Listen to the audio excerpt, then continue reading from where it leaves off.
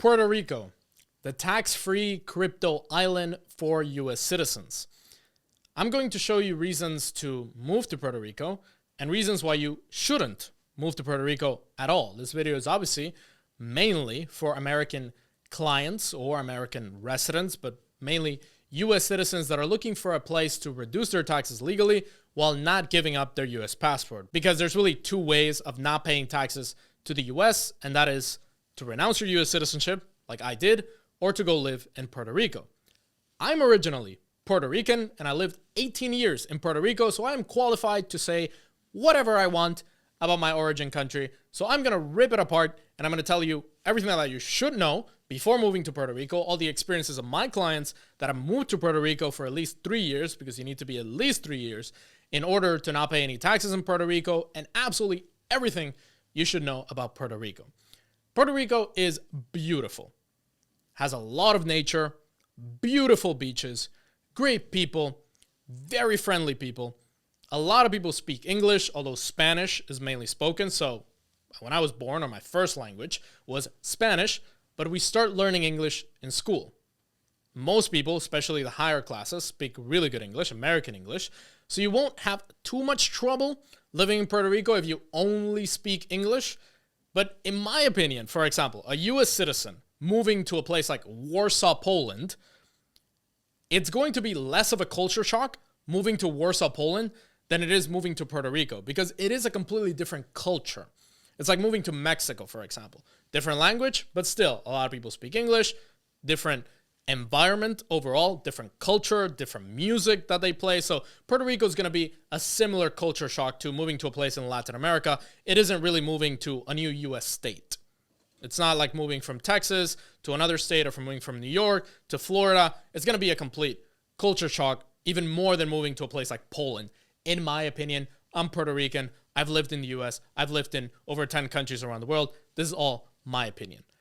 Obviously, you're not going to pay any crypto taxes by moving to Puerto Rico. So it is 0% crypto tax. If you make 10 million crypto trading while living in Puerto Rico, you'll pay 0 of that to the IRS, which is amazing because there's no other place in the world where you can do that while retaining your US passport. You obviously need to live more time in Puerto Rico than you do in the mainland, and you need to stay at least 6 months per year in Puerto Rico. Some of my clients have said that staying 6 months in Puerto Rico or more per year is like being locked up in this island, because although it's not hard to fly out of Puerto Rico, you always need to fly out. You can't just take some boat somewhere nearby, although you technically could. You can kind of take a cruise, but then that eats into the days that you need to be in Puerto Rico. You can take a yacht, but in most cases, you're going to fly out of Puerto Rico somewhere else, and flights are mainly to the US. There's only one flight to Madrid, which you can take, but it's a little bit more difficult to fly to Europe, for example, to fly to other places around the world. So some clients say that it's just not worth it. Yes, you're paying 0% crypto tax, but you're just being stuck in this little island. Another great thing about Puerto Rico is obviously the weather.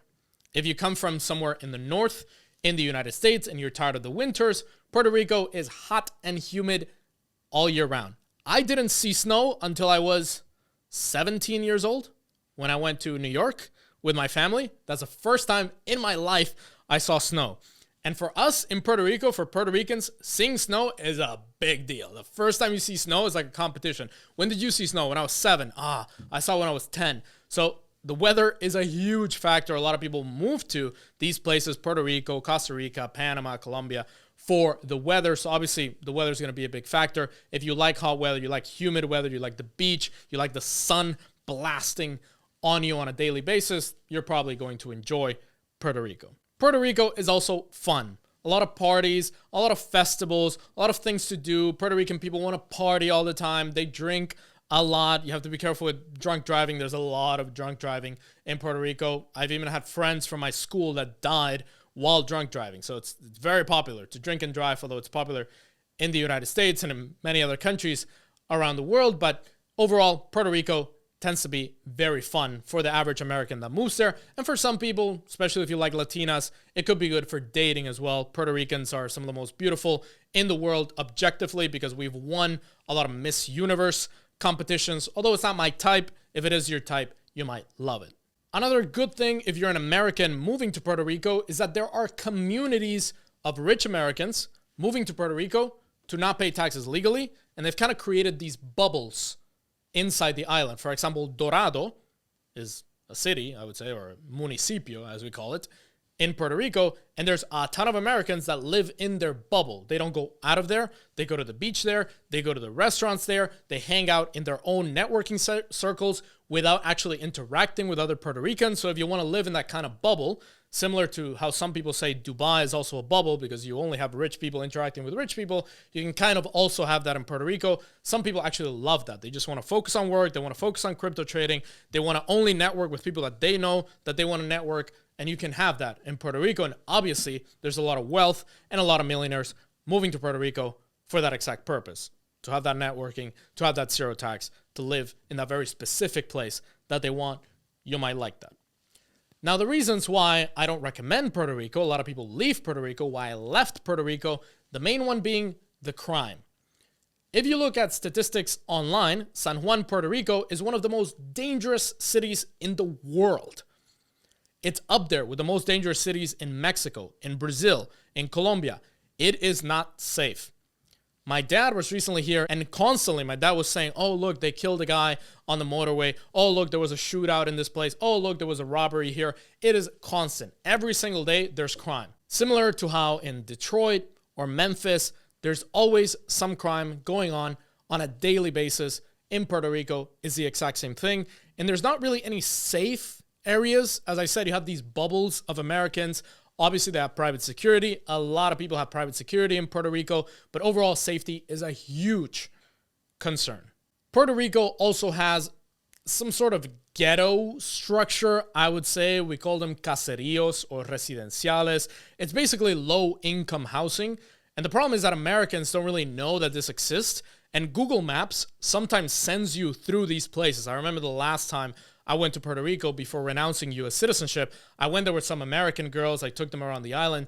And some of the Google Maps routes were through some of these caseríos, some of these residenciales. So it was some of the most dangerous places in the world, to be honest. If you're not from there, you might not go out of there. And Google Maps sends you through there. So you have to be extremely careful. You definitely have to be aware, just like you would be aware in a place like Mexico, for example. The second main reason why people leave the island, why I also left, is the infrastructure, power outages, water outages.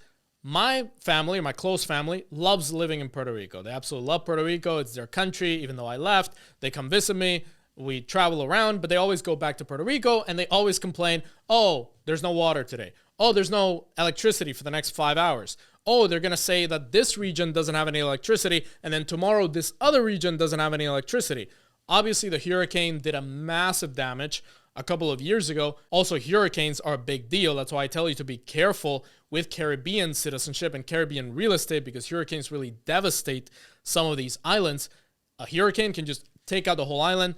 No power for the next 3 months. No electricity for the next 3 to 4 months. So you have to be extremely careful with these natural events and also with these power outages. It can get really annoying when you're trying to trade, when you're trying to build a business, when you're trying to upload a video and there's no power for the next 5 hours. In my opinion, in most cases, it's not worth it for the tax savings. And the last reason would be the direction that the territory or the country, we like to call it our country, is going. Because, for example, fertility rate is extremely low, below 1 birth per woman, below 1. So we're getting into South Korea, Japan territory, where there's a lot of old people. Also, infrastructure is not that good. Doctors, good engineers, good lawyers, they're leaving to the United States because they have U.S. passports. If you're born in Puerto Rico, you're a U.S. citizen, you can just go to the U.S. and move to Miami or wherever you want. A lot of people have family in New York and Miami and Texas. They just move. So all these high-skilled workers, they're leaving. So all the people that are staying are mostly older or criminals. People are not being born on the island. They're being born on the U.S. mainland. So overall, the trajectory and the direction that the country or the territory is going is definitely not a good one. So in the future, it's going to be, in my opinion, a worse place to live. Now, I still love Puerto Rico. It's still where I come from. And there's still a lot of millionaires that absolutely love living in Puerto Rico because of the weather, because of the taxes, because of the networking, because of the beaches, because of the fun, because of the music, because of the loveliness of Puerto Rican people. So you have to really, really analyze pros and cons in this case. That's why I wanted to make this video. Obviously, I'm a bit biased because I left. I'm Puerto Rican, but I'm one of those people that got the hell out of there and moved somewhere else. So I'm obviously biased towards not moving there and having to stay there a couple of years just to save on taxes. But you have to make your own personal decision. If you're an American and you're looking to move abroad, you definitely want to watch this video right here on the 7 countries around the world, not including Puerto Rico, that American millionaires are moving to. What are the best places that Americans absolutely love all over the world? Check them out right here.